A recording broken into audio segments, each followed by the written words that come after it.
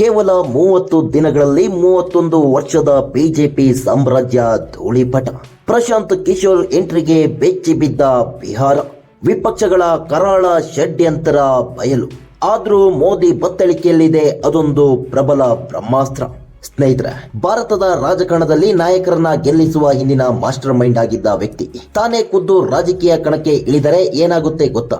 ಕೇವಲ ಗಾಳಿಯಲ್ಲಿ ಭಾಷಣ ಮಾಡುವ ನಾಯಕರ ನಡುವೆ ಹಗಲಿರುಳು ಜನರ ಜೊತೆ ವಾಸ್ತವವನ್ನ ಅರಿತ ನಾಯಕನೊಬ್ಬ ಎಂಟ್ರಿ ಕೊಟ್ರೆ ಎಂತೆಂತಹ ಬಲಿಷ್ಠ ಕೋಟೆಗಳು ಕೇವಲ ಇಸ್ಪೀಟ್ ಎಲೆಗಳಂತೆ ಉದಿರಿ ಬೀಳುತ್ತವೆ ಎನ್ನುವುದಕ್ಕೆ ಬಿಹಾರದಲ್ಲಿ ಇದೀಗ ಒಂದು ಭಾರಿ ದೊಡ್ಡ ಇತಿಹಾಸ ಸೃಷ್ಟಿಯಾಗಿದೆ ಎಂದ್ರೆ ನೀವು ನಂಬಲೇಬೇಕು.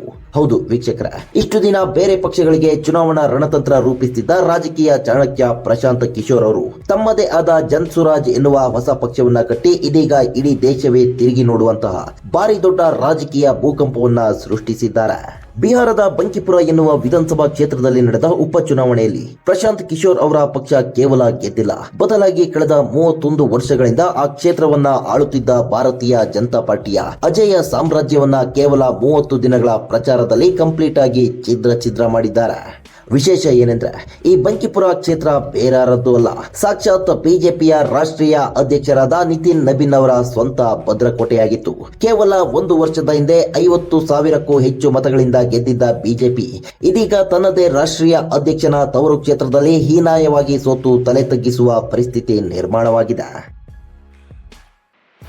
ಅಷ್ಟಕ್ಕೂ ಬರೋಬ್ಬರಿ 3 ದಶಕಗಳ ಕಾಲ ಬಿಜೆಪಿಯ ವಶದಲ್ಲಿದ್ದ ಆ ಭದ್ರಕೋಟೆಯನ್ನ ಪ್ರಶಾಂತ್ ಕಿಶೋರ್ ಅಷ್ಟು ಸುಲಭವಾಗಿ ಒಡೆದು ಹಾಕಿದ್ದು ಹೇಗೆ? ಅವರ ಅಸಲಿ ಚಾಣಕ್ಯ ನೀತಿ ಎಂತದ್ದು?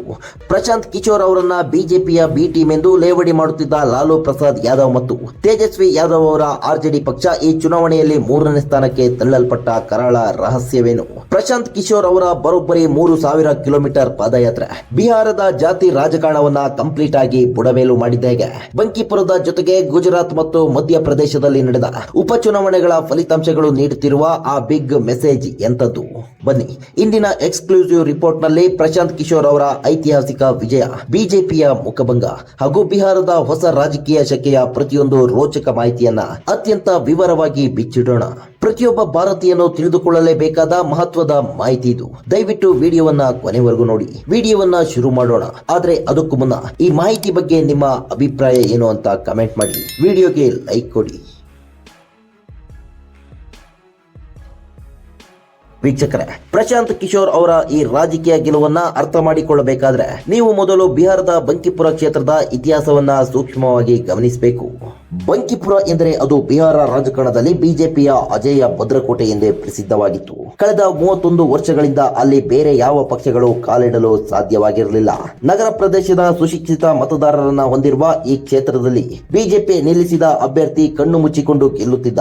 ಆದ್ರೆ ಜುಲೈ 30ರಂದು ನಡೆದ ಉಪಚುನಾವಣೆಯಲ್ಲಿ ಪ್ರಶಾಂತ್ ಕಿಶೋರ್ ಅವರ ಜನ್ ಸುರಾಜ್ ಪಕ್ಷದ ಎಂಟ್ರಿ ಇಡೀ ಲೆಕ್ಕಾಚಾರವನ್ನ ಕಂಪ್ಲೀಟ್ ಆಗಿ ಉಲ್ಟಾ ಮಾಡಿದೆ.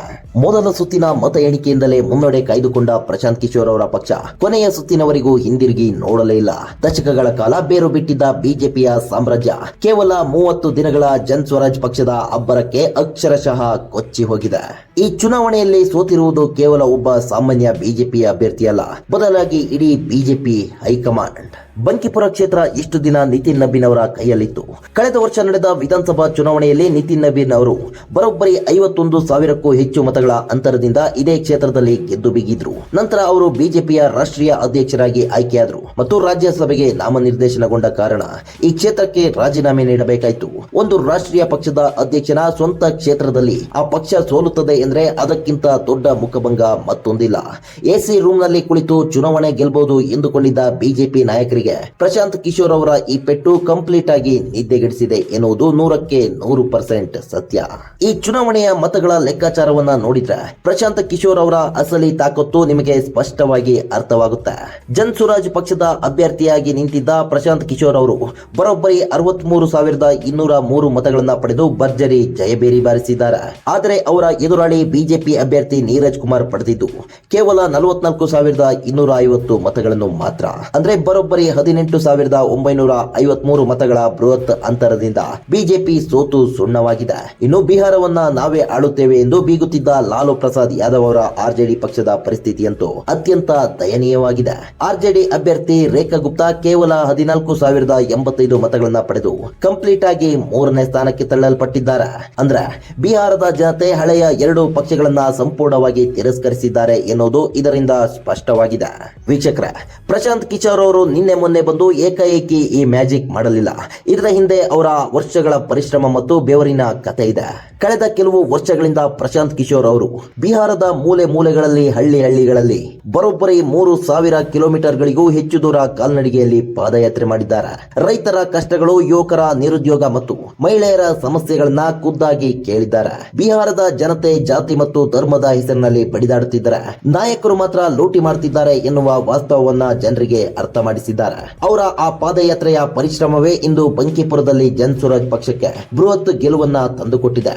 ಕೇವಲ ಹೆಲಿಕಾಪ್ಟರ್ ನಲ್ಲಿ ಬಂದು ಭಾಷಣ ಮಾಡುವ ನಾಯಕರಿಗೆ ಪ್ರಶಾಂತ್ ಕಿಶೋರ್ ಅವರ ಈ ಗ್ರೌಂಡ್ ಲೆವೆಲ್ ಆಪರೇಷನ್ ಅಕ್ಷರಶಃ ನಡುಕ ಹುಟ್ಟಿಸಿದೆ.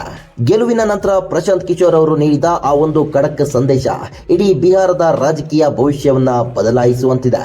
ಪ್ರಶಾಂತ್ ಕಿಶೋರ್ ಅವರು ಅತ್ಯಂತ ಸ್ಪಷ್ಟವಾಗಿ ಹೇಳಿದ್ದಾರೆ, ಈ ಗೆಲುವು ಕೇವಲ ನನಗಾದ ಗೆಲುವಲ್ಲ, ಇದು ಬಿಹಾರದ ಜನತೆ ಬಿಜೆಪಿಗೆ ನೀಡಿದ ಬಲವಾದ ಎಚ್ಚರಿಕೆ. ಅಪರಾಧ ಹಿನ್ನೆಲೆಯುಳ್ಳ ಗುಂಡಗಳು ಮತ್ತು ವಿವಾದಾತ್ಮಕ ನಾಯಕರು ಇನ್ನು ಮುಂದೆ ಬಿಹಾರವನ್ನ ಮುನ್ನಡೆಸಲು ಸಾಧ್ಯವಿಲ್ಲ ಎನ್ನುವುದನ್ನ ಪ್ರಜ್ಞಾವಂತ ಮತದಾರರು ಸಾಬೀತುಪಡಿಸಿದ್ದಾರೆ. ಯಾರು ಕೇವಲ ಜಾತಿ ಮತ್ತು ಧರ್ಮದ ಆಧಾರದ ಮೇಲೆ ರಾಜಕೀಯ ಮಾಡುತ್ತಾರೋ ಅವರಿಗೆ ಇನ್ನು ಮುಂದೆ ಭವಿಷ್ಯವಿಲ್ಲ. ಜನರಿಗೆ ಬೇಕಾಗಿರುವುದು ಉದ್ಯೋಗ ಮತ್ತು ಉತ್ತಮ ಶಿಕ್ಷಣ ಮತ್ತು ಮೂಲಭೂತ ಸೌಕರ್ಯಗಳು. ಇದನ್ನು ಬಿಟ್ಟು ಕೇವಲ ಭಾವನಾತ್ಮಕ ವಿಚಾರಗಳ ಮೇಲೆ ಚುನಾವಣೆ ಗೆಲ್ಲುವ ದಿನಗಳು ಮುಗಿದು ಹೋಗಿವೆ ಎಂದು ಪ್ರಶಾಂತ್ ಕಿಶೋರ್ ಇಡೀ ರಾಜಕೀಯ ವ್ಯವಸ್ಥೆಗೆ ಭಾರಿ ದೊಡ್ಡ ವಾರ್ನಿಂಗ್ ಕೊಟ್ಟಿದ್ದಾರೆ. ನಿಮಗೆ ನೆನಪಿರಬಹುದು, ಪ್ರಶಾಂತ್ ಕಿಶೋರ್ ಅವರು ಜನಸುರಾಜ್ ಪಕ್ಷ ಕಟ್ಟಿದಾಗ ಲಾಲು ಪ್ರಸಾದ್ ಅವರ ಪುತ್ರಿ ಮೀಸಾ ಭಾರತಿ ಮತ್ತು ತೇಜಸ್ವಿ ಯಾದವ್ ಅವರು ಪ್ರಶಾಂತ್ ಕಿಶೋರ್ ಅವರನ್ನ ಬಿಜೆಪಿಯ ಬಿ ಟೀಮ್ ಎಂದು ಲೇವಡಿ ಮಾಡಿದ್ರು.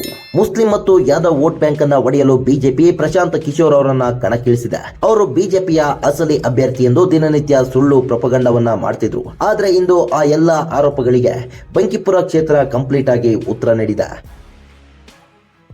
ಪ್ರಶಾಂತ್ ಕಿಶೋರ್ ಅವರು ಬಿಜೆಪಿಯ ಭದ್ರಕೋಟೆಯನ್ನೇ ಒಡೆದು ಬಿಜೆಪಿಯನ್ನ ಸೋಲಿಸುವ ಮೂಲಕ ತಾವು ಯಾರ ಬಿ ಟೀಮ್ ಅಲ್ಲ, ನಾವೇ ಅಸಲಿ ಎ ಟೀಮ್ ಎನ್ನುವುದನ್ನ ಸಾಬೀತುಪಡಿಸಿದ್ದಾರೆ.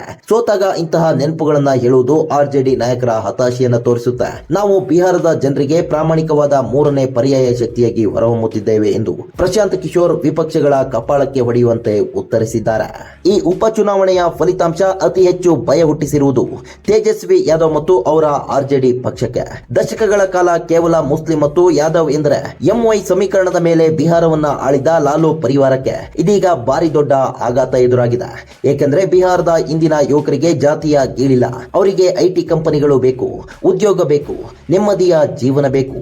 ಜಂಗಲ್ ರಾಜ್ ಎನ್ನುವ ಕರಾಳ ದಿನಗಳನ್ನ ನೆನಪಿಸುವ ಆರ್ಜೆಡಿ ಪಕ್ಷವನ್ನ ಯುವಕರು ಕಂಪ್ಲೀಟ್ ಆಗಿ ತಿರಸ್ಕರಿಸುತ್ತಿದ್ದಾರೆ. ಪ್ರಶಾಂತ್ ಕಿಶೋರ್ ಅವರ ಅಭಿವೃದ್ಧಿಯ ಮಂತ್ರ ಯುವಕರ ಮನಸ್ಸಿಗೆ ನಾಟಿದೆ. ಹೀಗೆ ಮುಂದುವರಿದರೆ ಮುಂದಿನ ದಿನಗಳಲ್ಲಿ ಬಿಹಾರದಲ್ಲಿ ಲಾಲು ಪರಿವಾರದ ರಾಜಕೀಯ ಅಸ್ತಿತ್ವವೇ ಸಂಪೂರ್ಣವಾಗಿ ಶೂನ್ಯವಾಗುವುದು 100% ಗ್ಯಾರಂಟಿ. ಬಂಕಿಪುರದ ಜೊತೆಗೆ ದೇಶದ ಇತರ 2 ರಾಜ್ಯಗಳಲ್ಲೂ ಉಪಚುನಾವಣೆಗಳು ನಡೆದಿದ್ದು ಅಲ್ಲಿನ ಫಲಿತಾಂಶಗಳು ಕೂಡ ಅತ್ಯಂತ ಕುತೂಹಲಕಾರಿಯಾಗಿವೆ. ಗುಜರಾತ್ನ ಮಜಲ್ಪುರ ವಿಧಾನಸಭಾ ಕ್ಷೇತ್ರದಲ್ಲಿ ಬಿಜೆಪಿ ತನ್ನ ಪ್ರಾಬಲ್ಯವನ್ನ ಮತ್ತೆ ಸಾಬೀತುಪಡಿಸಿದೆ. ಬಿಜೆಪಿ ಶಾಸಕ ಯೋಗೇಶ್ ಪಟೇಲ್ ಅವರು ಇಹಲೋಕ ತ್ಯಜಿಸಿದ ಕಾರಣ ತೆರವಾಗಿದ್ದ ಆ ಸ್ಥಾನಕ್ಕೆ ಚುನಾವಣೆ ನಡೆದಿತ್ತು. ಇಲ್ಲಿ ಬಿಜೆಪಿ ಅಭ್ಯರ್ಥಿ ಸತೀಶ್ ಪಟೇಲ್ ಅವರು ಕಾಂಗ್ರೆಸ್ ಅಭ್ಯರ್ಥಿ ಬೀಕಾಬಾಯಿ ರಬಾರಿ ವಿರುದ್ಧ ಬರೋಬ್ಬರಿ 30,000ಕ್ಕೂ ಹೆಚ್ಚು ಮತಗಳ ಬೃಹತ್ ಅಂತರದಿಂದ ಗೆಲುವು ಸಾಧಿಸಿದ್ದಾರೆ. ಗುಜರಾತ್ನಲ್ಲಿ ಎಷ್ಟೇ ವಿರೋಧ ಬಂದರೂ ಪ್ರಧಾನಿ ಮೋದಿ ಮತ್ತು ಅಮಿತ್ ಶಾ ಅವರ ತವರು ರಾಜ್ಯದಲ್ಲಿ ಬಿಜೆಪಿಯನ್ನ ಅಲುಗಾಡಿಸುವುದು ಅಸಾಧ್ಯ ಎನ್ನುವುದನ್ನು ಮಂಜಲ್ಪುರ ಮತದಾರರು ಮತ್ತೊಮ್ಮೆ ಇಡೀ ದೇಶಕ್ಕೆ ತೋರಿಸಿಕೊಟ್ಟಿದ್ದಾರೆ. ಮಧ್ಯಪ್ರದೇಶದ ದಾಟಿಯಾ ವಿಧಾನಸಭಾ ಕ್ಷೇತ್ರದ ಉಪಚುನಾವಣೆಯಲ್ಲಿ ಮಾತ್ರ ಕಾಂಗ್ರೆಸ್ ಪಕ್ಷಕ್ಕೆ ಒಂದು ಸಣ್ಣ ಮಟ್ಟದ ರಿಲೀಫ್ ಸಿಕ್ಕಿದೆ.